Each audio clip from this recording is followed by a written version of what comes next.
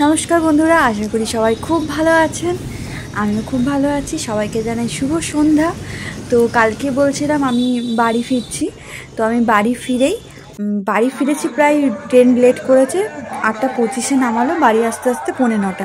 তারপরে বাড়ি এসে ফ্রেশ হয়ে আবার রেডি হয়ে বেরিয়ে পড়েছি দানবাবা মেলায় আসবো বলে বোনকে সাথে নিয়ে। তো বোন আর আমি দুজনেই আজকে চাদর চাপাবো।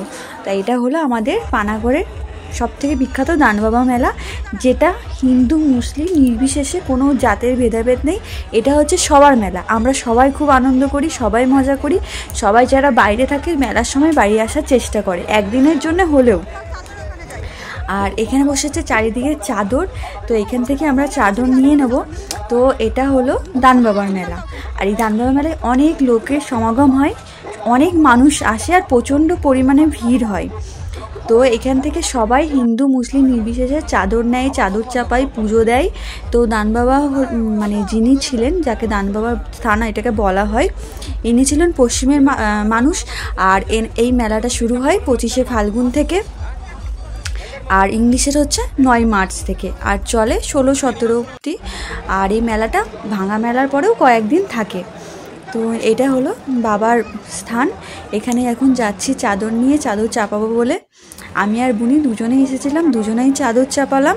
তো তাই ভাবলাম আপনাদেরকেও একটু দেখাই। যারা অনেকের মনেই প্রশ্ন, যখনই বলি দানবাবার স্থান, দানবাবার মেলা, তো সবার একটাই কথা যে ওটা তো মুসলিমদের মেলা। কিন্তু প্রথমেই বলে রাখি, কেউ এখানে জাতপাতের ভেদাভেদ করবে না। এটা মুসলিমদের মেলা নয়, এটা আমাদের সবার মেলা। এখানে আমরা সবাই খুব আনন্দ করি, সবাই মজা করি। আর এই ঠাকুর হচ্ছে আমাদের সবার ঠাকুর। এই ঠাকুরকে আমরা সবাই খুবই বিশ্বাস করি। এটা হচ্ছে খুবই জাগ্রত বাবা, কারণ এনার কাছে কোনো মনের আশা করলেই বা কিছু মানত করলে সেটা একদম পূরণ হবেই। আর এখানে সবাই আমরা আসি। তো তাই আমি বাড়ি ফিরেও কষ্ট করে হলেও চলে এসেছি একদিনের জন্য। কালকেই আমি আবার দুর্গাপুর ফিরে যাব, কিন্তু চাদর চাপাবো বলে বোনকে নিয়ে চলে এসেছি রাত্রেবেলায়। আর আজকে খুব ভিড়, প্রচণ্ড ভিড়। তার মধ্যেও চেষ্টা করলাম আপনাদের সাথে একটু শেয়ার করার, আমাদের এখানকার মেলা কেমন হয় সেটা জানানোর জন্যে। আপনাদের ভালো লাগলে আপনারাও আসবেন যারা বাইরে থাকেন। আচ্ছা, বাবার স্থান। এখানে প্রচুর চাদর আসে, প্রচুর, সব চারিদিক থেকে চাদর আসে, প্রসেশন বের হয়, চাদর নিয়ে আসে, দেখার মতন হয় সেই প্রসেশনগুলোও। আর এখানে বাইরে এরকমভাবে পিছন ফিরে বেরোনোরও একটা কারণ আছে। আমরা ঠাকুরের সামনে পিছন ঘুরিয়ে বেরোতে পারবো না। এটা হচ্ছে আমরা এখানে এটাই কাপড় থাকতে হবে মাথায় ঠাকুরের কাছে যাওয়ার সময়, পুজো দিতে যাওয়ার সময়। আর বেরোনোর সময় আমাদেরকে উল্টো পায়ে বেরিয়ে আসতে হবে, আমরা পিছন পায়ে বেরোতে পারবো না। আর আজকে দেখছেন কতটা ভিড়।